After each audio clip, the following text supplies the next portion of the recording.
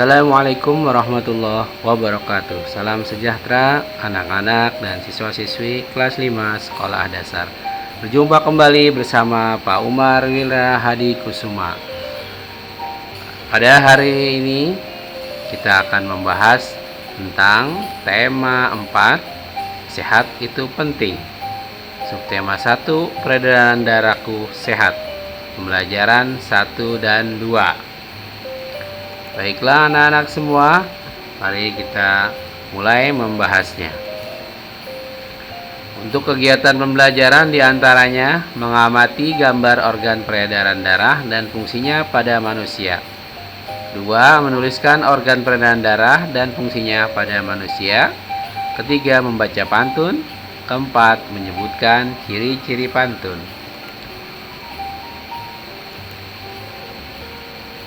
Bagian A. Mengamati gambar organ peredaran darah dan fungsinya pada manusia.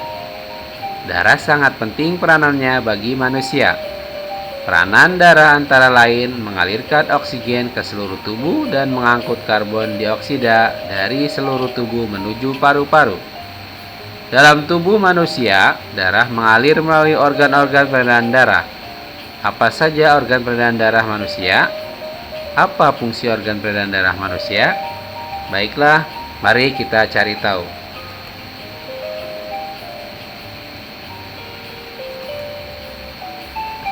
Coba kalian perhatikan gambar berikut.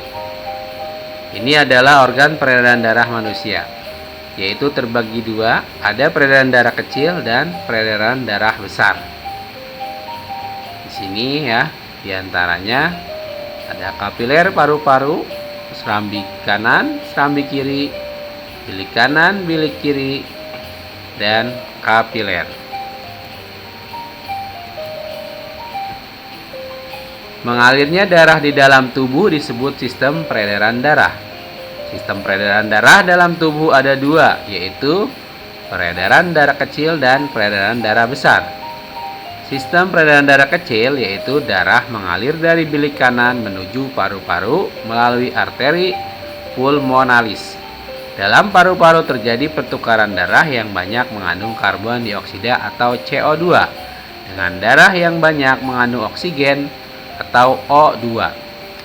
Darah yang banyak mengandung O2 kembali ke jantung melalui vena pulmonalis. Sistem peredaran darah kecil sebagai berikut. Bilik kanan, lalu ke arteri pulmonalis, menuju paru-paru, lalu menuju vena pulmonalis dan ke serambi kiri.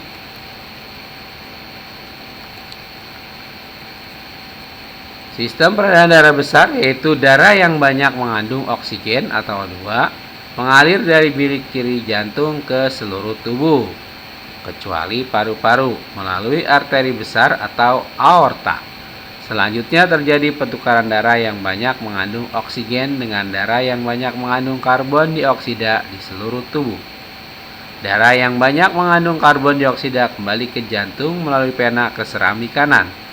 Sistem peredaran darah besar adalah sebagai berikut. Bilik kiri, lalu ke arteri besar atau aorta menuju arteri dan selanjutnya menuju seluruh tubuh, lalu ke vena dan selanjutnya ke serambi kanan.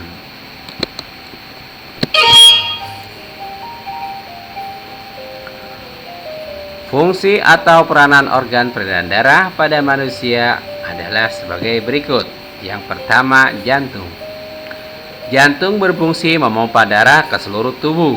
Ukuran jantung kira-kira sebesar kepalan tangan pemiliknya. Jantung tersusun atas kumpulan otot-otot yang sangat kuat yang disebut miokardium.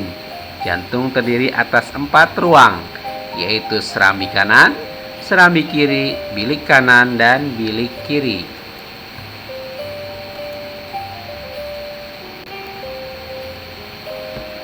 Antara bagian kanan dan kiri jantung dibatasi oleh sekat jantung yang disebut katup jantung. Katup jantung berfungsi untuk mencegah bercampurnya darah yang mengandung oksigen dengan darah yang mengandung karbon dioksida. Otot penyusun bilik jantung lebih tebal daripada otot pada serambi jantung. Hal ini disebabkan tugas bilik jantung lebih berat.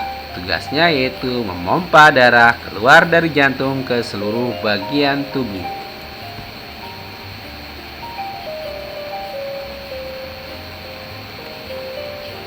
Jangan lupa subscribe sebelum kita lanjutkan.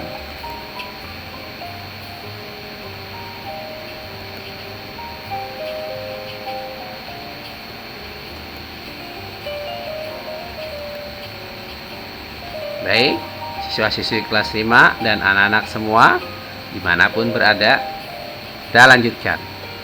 Yang kedua, pembuluh darah. Pembuluh darah merupakan saluran tempat mengalirnya darah dari jantung ke seluruh tubuh dan dari seluruh tubuh kembali ke jantung.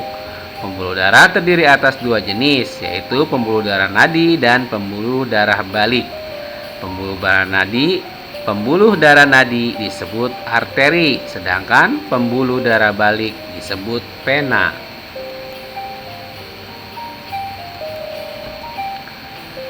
Pembuluh nadi atau arteri yaitu pembuluh yang membawa darah yang kaya akan oksigen keluar dari jantung ke seluruh tubuh. Pembuluh nadi yang paling besar disebut aorta. Pembuluh balik yaitu pembuluh darah yang membawa darah yang kaya akan karbon dioksida dari seluruh tubuh menuju jantung. Pembuluh nadi dan pembuluh balik bercabang-cabang. Ujung cabang pembuluh terkecil disebut pembuluh kapiler. Pembuluh kapiler sangat halus, berdinding tipis dan berpori. Dalam pembuluh kapiler ini terjadi pertukaran dua zat, yaitu antara oksigen dan karbon dioksida. 3. Paru-paru. Perhatikan gambar yang ada dalam video ini. Organ paru-paru dan mekanisme pertukaran O2 dan CO2. Ada trakea, aorta, vena, paru-paru, jantung, bronkius, arteri, paru-paru, dan alveolus.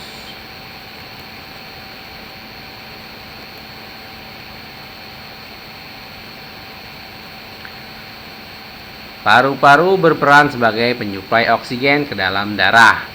Darah yang telah diedarkan ke seluruh tubuh tidak lagi mengandung oksigen, akan tetapi banyak mengandung karbon dioksida. Setelah kembali ke jantung, darah yang akan mengandung karbon dioksida tersebut dipompa ke dalam paru-paru. Selanjutnya, karbon dioksida diambil dan diganti dengan oksigen melalui proses pernapasan. Paru-paru terdiri atas ribuan tabung bercabang. Tabung bercabang yang jumlahnya ribuan semakin ke ujung semakin mengecil. Pada ujung yang mengecil terdapat kantong udara. Kantong udara tersebut dinamakan alveoli. Masing-masing alveoli memiliki jaringan halus kapiler. Pada jaringan halus kapiler inilah tempat terjadinya pertukaran oksigen dan karbon dioksida. Bagian B, tentang pantun. Rambutku lebat, rambutku subur, tidak dapat dipasang jepitan. Tubuhku sehat, kuucapkan syukur, darah mengalir tanpa hambatan. Bersinar terik sang matahari, bagai api panas membara. Rajin berolahraga, bela diri, badan kuat, hati gembira. Pantun adalah bentuk puisi Indonesia atau Melayu. Tiap bait biasanya terdiri atas 4 baris dan bersajak ABAB. Dalam setiap baris terdiri atas 8 sampiran, 12 suku kata. Baris pertama dan baris kedua disebut sampiran. Sampiran untuk mengantarkan rima. Baris ketiga dan keempat disebut isi. Isi merupakan tujuan atau maksud dari pantun. Ciri-ciri pantun. 1. Pantun bersajak ABAB. Kedua, satu bait terdiri atas 4 baris. Ketiga, tiap baris terdiri atas 8 sampai 12 suku kata. Pantun terdiri atas 2 bagian, diantaranya yang pertama, sampiran. Sampiran merupakan kata-kata dalam 2 baris pertama atau baris ke-1 dalam kedua di setiap bait.